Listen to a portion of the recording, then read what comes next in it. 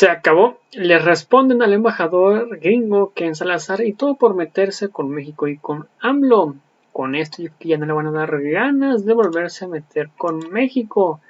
Increíble pero cierto, ya que despertó la furia del mismísimo Ángel Valderas. Así que pues bueno, sin más preámbulo, veamos de qué se trata, cómo estuvo y ahorita comentamos, ¿por qué no?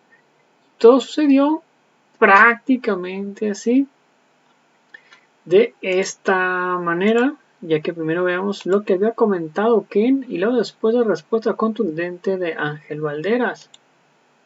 Elección directa de jueces representa un riesgo para el funcionamiento de la democracia de México y la integración de las economías de Estados Unidos, México y Canadá. La elección popular directa de jueces no va a funcionar para avanzar la democracia o para llegarnos a un poder judicial que de veras tenga la fuerza, la fortaleza para funcionar en todos los ámbitos que afecta al pueblo de México y al pueblo de los Estados Unidos.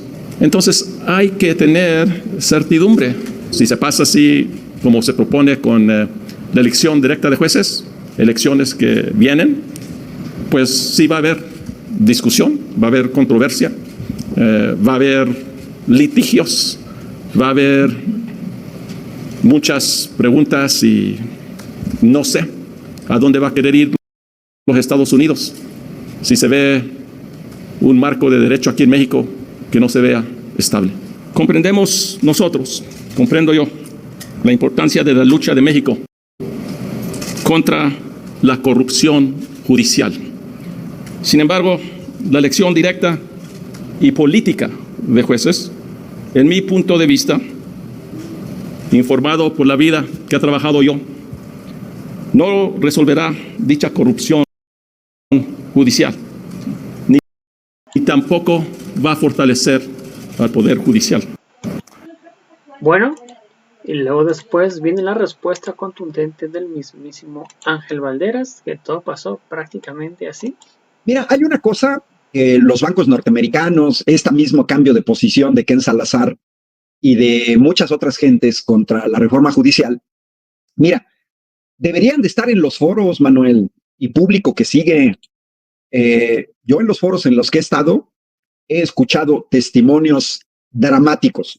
Mira, tan solo aquí el domingo en Querétaro, una persona que asiste al foro en el local del Sindicato de Trabajadores del Seguro Social manifiesta, por ejemplo, que su hija fue condenada a 50 años de cárcel de manera injustificada. En un secuestro realizado por 3 hombres, se inventaron que ella se disfrazó de hombre, no hay otros detenidos, dio toda una serie de pormenores. En ese mismo foro en Querétaro, ejidatarios se quejan del despojo de tierras por parte de grandes cárteles inmobiliarios. Y lo mismo en Tijuana, señalaron ejidos que tienen, por ejemplo, resoluciones favorables desde hace 22 años, pero no se ejecuta la sentencia. No de hace meses, no, hace 22 años. Pero mira, lo mismo escuché en Puebla, en Jalapa, en Veracruz, etcétera. Es decir, los que hemos estado acudiendo a los foros, no a boicotear como los que del Poder Judicial que están en paro, que se quejan de que no los escuchan, pero pues yo no los he visto en los paros de los foros. Ayer decía en Ciudad Hidalgo, pregunté quiénes son el martes, quiénes son los que están que trabajan en el Poder Judicial, porque no van a escuchar a la gente, ¿no? Esto evidencia una cosa, Manuel. Ya salieron los socios, los amigos, los beneficiados de la corrupción del Poder Judicial en México. Aquellos que se ven beneficiados por sus sentencias, las grandes transnacionales, los delincuentes de cuello blanco. Mira, aquí hasta alguien escribió en el chat, y sí, se está burlando, de que dijo de los malignos. Oye, a ver, en 43 estados de los 50, es decir, en la inmensa mayoría de los estados de los Estados Unidos, se eligen a personas juzgadoras a través de 4 métodos distintos de elección. Es decir, si elegir a jueces por parte de la gente permitiera la injerencia del crimen organizado, Yo no me explico por qué sí habría injerencia para el Poder Judicial y no para el Legislativo o para el Ejecutivo. O por qué en México sí y en Bolivia o en Suiza o en 43 estados de los Estados Unidos no. Mira, lo dijo muy claro ayer la doctora Claudia Sheinbaum. Esta reforma va a parar o intenta parar la corrupción en el Poder Judicial de México. Corrupción auspiciada por el PAN y por el PRI. Y preguntaba la doctora Claudia Sheinbaum con toda razón, refiriéndose a empresarios, ¿quiénes están en contra de la corrupción, de luchar contra la corrupción? Pues los únicos que están en contra de luchar contra la corrupción, Manuel, son los beneficiarios de la corrupción. Como dice mi amigo José Luis Ruiz, los patos ya sacaron las cabezas. ¿Qué diablos tienen que ver los bancos norteamericanos con poner orden en el Poder Judicial?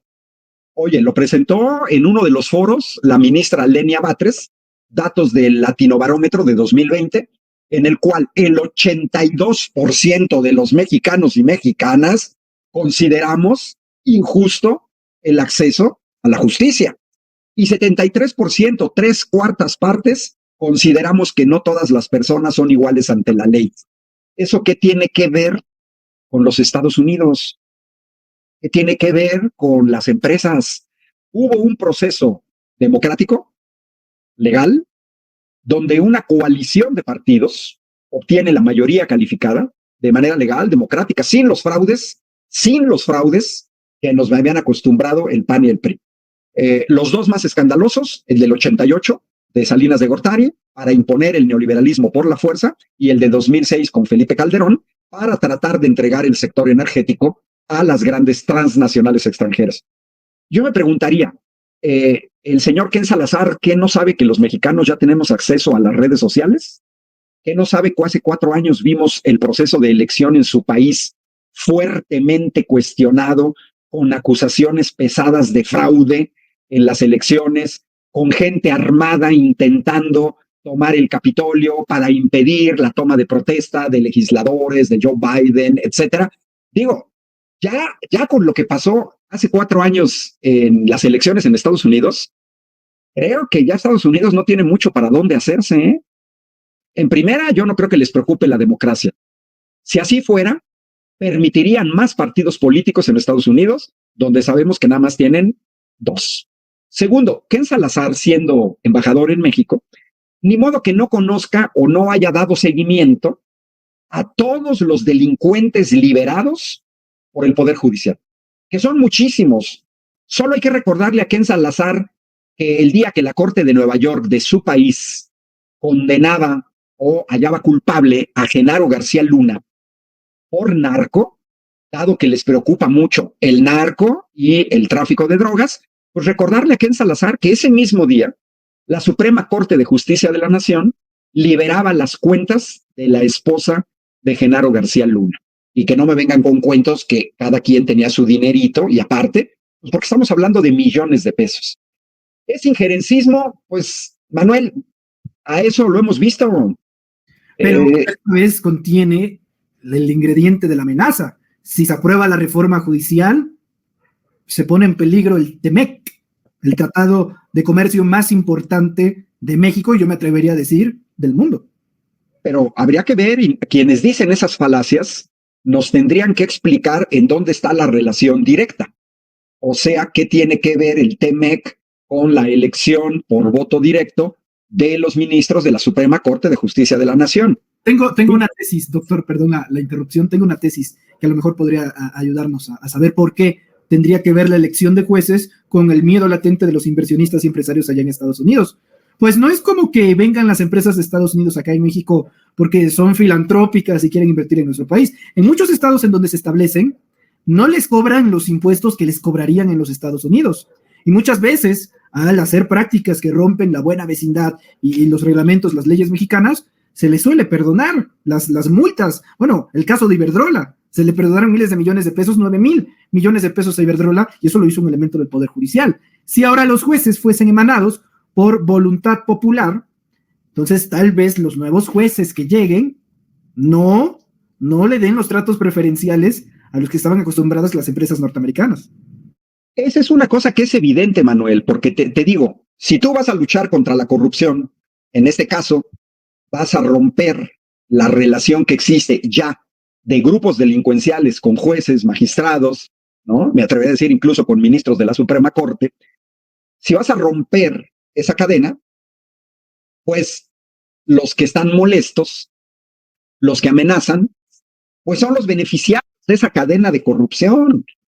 Mira, yo manejo siempre, dale a una gran transnacional de cualquier giro, un negocio en el que va a ganar, me voy a inventar, 100,000 millones de pesos. 200,000 millones de pesos va a ganar. ¿Cuánto te sale sobornar a un juez una vez con 100 millones de pesos? Nada. Si tú vas a ganar 200,000 millones de pesos al año de manera indebida, gracias a una resolución de un juez, 100 millones te sale baratísimo. Entonces, esto muestra efectivamente los intereses, no todos, pero muy probablemente de algunas empresas, de algunos bancos, que como nos recuerda Iván Lezama, se ha demostrado que lavan miles de millones de dólares del narco en Estados Unidos. Y siguen funcionando los bancos, ¿no? Les dan unas multas, etcétera. Es decir, hay una relación muy directa en Estados Unidos desde hace mucho tiempo de grupos empresariales con delincuencia organizada. Lógicamente, no son la imagen de los cárteles que a través de Netflix y plataformas de ese tipo, pues los Estados Unidos les interesa hacer pasar como el estereotipo del narco, que básicamente es mexicano, con sombrero de Sinaloa, que come aguachiles, etcétera. Pero, Manuel, por favor, ¿cómo se distribuye la droga en Estados Unidos? Pero regresando al Poder Judicial, mira, es evidente que en México, PRI-PAN, y yo lo he señalado, las sentencias, por ejemplo, cierre de luz y fuerza del centro o tirar la ley de la industria eléctrica, los únicos beneficiados eran empresas extranjeras. Empresas extranjeras. Entonces, pues es evidente que estas empresas extranjeras tenían a sus personeros en el Poder Judicial para favorecer los intereses de las empresas extranjeras. Hoy en día, como lo acabas de señalar, me parece una hipótesis muy certera, pierdes personeros dentro del Poder Judicial que violando la ley. Mira, yo recuerdo el artículo 27 constitucional que prohibía la generación de energía eléctrica a privados en este país. Estuvo vigente durante décadas. Se modificó hasta 2013. Y sin embargo, en 2013, cuando se vuelve legal que privados generen energía eléctrica en México, ya el 38% de la energía eléctrica estaba generado por empresas privadas y peor, extranjeras. ¿Quién se los permitió? La Suprema Corte. Oye, desde mi curso de Derecho, el único en prepa, de los que se dan de divulgación a nivel de bachillerato, pues siempre nos han dicho que ninguna ley secundaria está por encima de la Constitución. Y además yo le recordaré también a Ken Salazar. Manuel, en la época neoliberal, PAN y PRI modificaron la Constitución 495 veces. 495 veces de manera legal. Con Felipe Calderón, 110 veces modificaron la Constitución, con Peña Nieto, 155. ¿Por qué no podríamos modificar nosotros nuestra Constitución? Porque así lo mandata el pueblo de México. ¿Que Estados Unidos va a pedir permiso a otros países para aplicar leyes, para cambiar su Constitución? Claro que no. Yo nunca he visto a Estados Unidos pedirle parecer a la Unión Europea para la aprobación de ciertas leyes. Y las empresas norteamericanas tipo Facebook o X se tienen que sujetar a las disposiciones reglamentarias, por ejemplo, de la Unión Europea. Y si no, ahí sí se vienen multas saladas y o te sujetas o pagas la multa. Entonces, es una cuestión de defensa, es hasta ofensivo al pueblo de México que haya injerencia de estos bancos que no sabe quiénes son. Manuel, a ver, ¿quién es Morgan Stanley? Pues no son personas, ahí hay fondos de inversión, seguramente Vanguard, seguramente BlackRock, pues sí, pero nosotros conocemos a uno, al dirigente, etcétera, etcétera, ¿no? Entonces yo creo que ya no son los tiempos de este injerencismo y como todo en la vida, pues depende, PAN y PRI, Sí. mal acostumbrado en Estados Unidos, les permitieron dejar entrar a agentes de la DEA armados, les permitieron fijar la política energética del país, los favorecieron con el Tratado de Libre Comercio. Es decir, se acostumbraron mal empresas de los Estados Unidos, pero 6 años de gobierno de la 4T han mostrado que los grupos empresariales han ganado más de lo que ganaban antes y sin corrupción. Así es que yo creo, vamos a estar atentos mañana, Manuel, a la resolución del INE. No es el último paso, es el penúltimo, porque todavía falta la resolución del Tribunal Electoral del Poder Judicial de la Federación.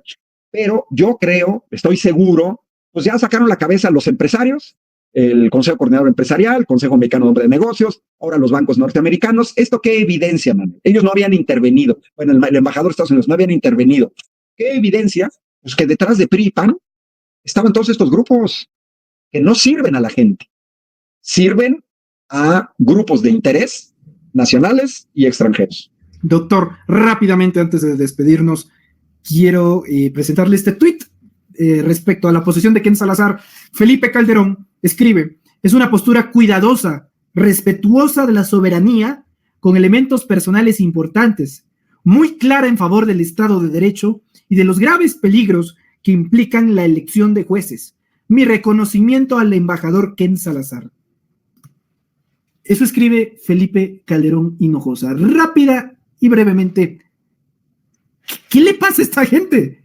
Que le escupen en la cara y dan las gracias. Es lo que estoy diciendo, Manuel. Ellos se acostumbraron. Hay que tomar en cuenta, y por aquí en el chat alguien lo recordó. Yo recuerdo mucho una publicación de Alternet en Estados Unidos en septiembre de 2006, titulada Halliburton se robó las elecciones en México.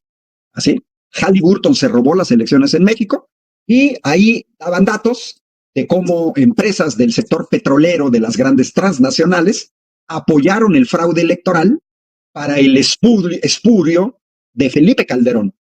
Porque la guerra al narco, supuesta guerra al narco, la desata Felipe Calderón por la ilegitimidad de su elección. Y los Estados Unidos no dijeron nada de la democracia.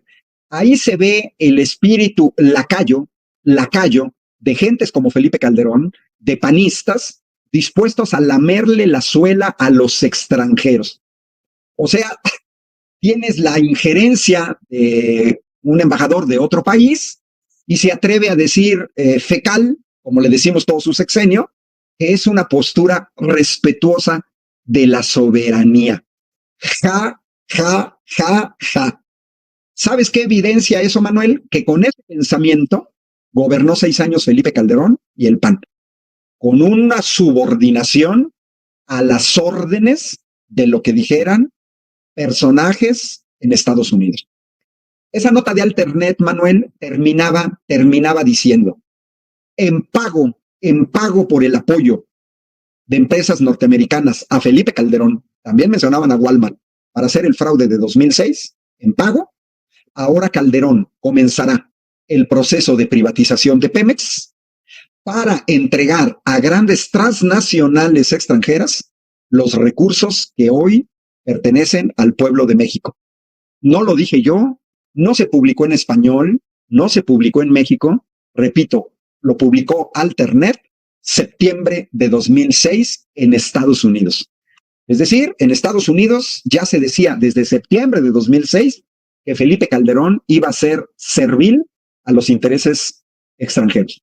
Como lo vimos con aquel famoso contrato Repsol, con los contratos a Iberdrola, a Naturgy, a Fisterra, a Acciona. Hoy ese señor que habla de soberanía está escondido en España, y te aseguro que por 5 poderosos motivos no toma un vuelo que pase por los Estados Unidos, por el temor a ser detenido o que le pase lo que le pasó a García Luna.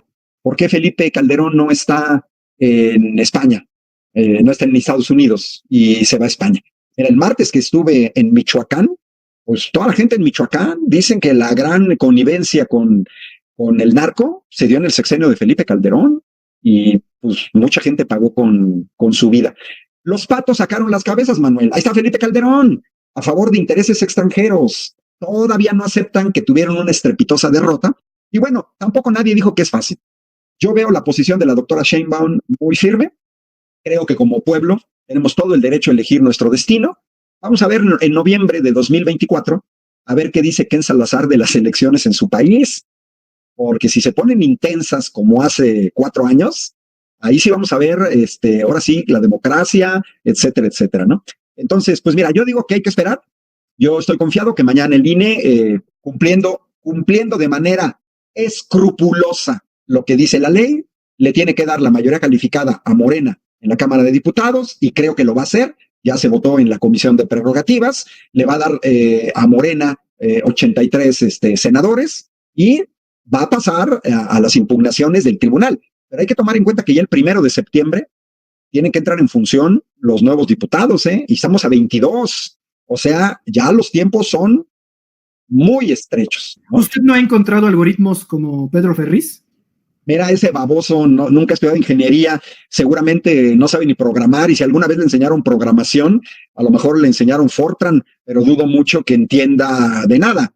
En 2006, ojo, en 2006 hubo trabajos científicos de físicos, ingenieros, matemáticos, investigadores de alto nivel en México que publicaron artículos demostrando la manera en la que se dio el fraude en 2006.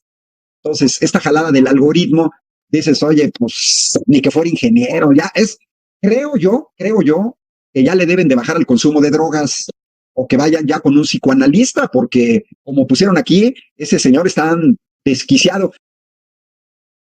Ah, mira, me dice Juan Carlos Hernández que aunque no lo crean, Ferriz de Con es ingeniero civil. Ah, pues entonces sí, a lo mejor aprendió a programar en Fortran. Pues que publique sus resultados en alguna revista de computación, o que los dé a conocer, ¿no? A mí me da risa, porque además es gente que no tiene ninguna credibilidad, ninguna. Doctor Valderas, yo le agradezco mucho por estar con nosotros.